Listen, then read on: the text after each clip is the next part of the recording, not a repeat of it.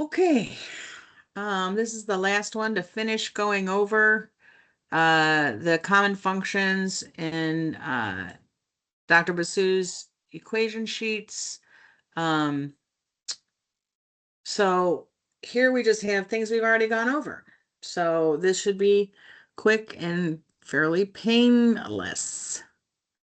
First is our multiple dosing function. We know our multiple dosing function is our magic carpet ride to the nth dose, 1 minus e to the n number of doses, k tau, over 1 minus e to the negative k tau. So that's our multiple dosing function going to the nth dose. Whatever this is multiplied by, it will take you from first dose to the nth. Boy, my writing is terrible, sorry. Dose. So it'll take whatever number this is here and take this on a magic carpet ride to the nth dose. The accumulation factor is really just a function of this. When the n gets large, it's going to go to, that whole function goes to 0. So 1 over 1 minus e to the negative k tau takes us on a fast magic carpet ride to steady state. And you can multiply that, add these pieces parts on to whatever equation you need to fast forward to whatever dose or to the steady state concentration. You already know that AUC, this is a repeat of an earlier equation up, I think, at the top, where we've got bioavailable dose over clearance gives us area under the curve. Still bioavailable dose over clearance, right? Same thing. These are model dependent.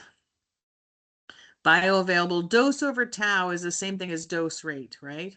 That's why I write this as dose rate. I think it makes it less confusing rather than writing dose over tau. But dose rate is just, that's all that is dose rate divided by clearance. So drug in over drug out, okay?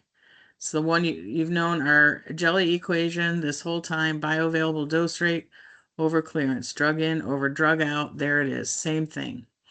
Multiple dosing, if we take our CP1 max dose, we can go to the nth max dose by using our multiple dosing function, right?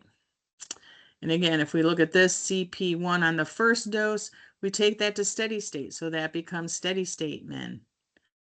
CP max, again, taking it to steady state on our first dose, taking it to steady state.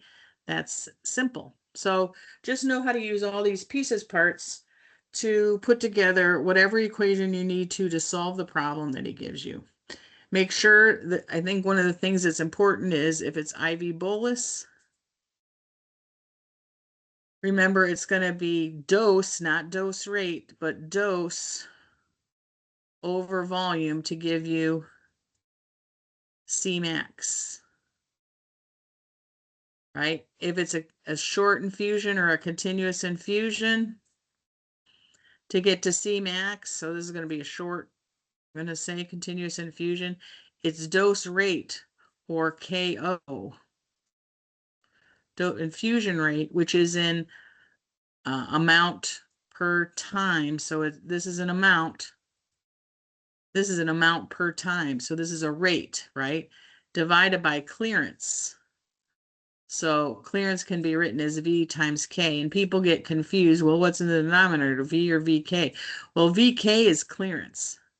So this is all about this continuous infusion. This V is about that one time, boom, it goes into the body, and you just need to know what volume it's going into.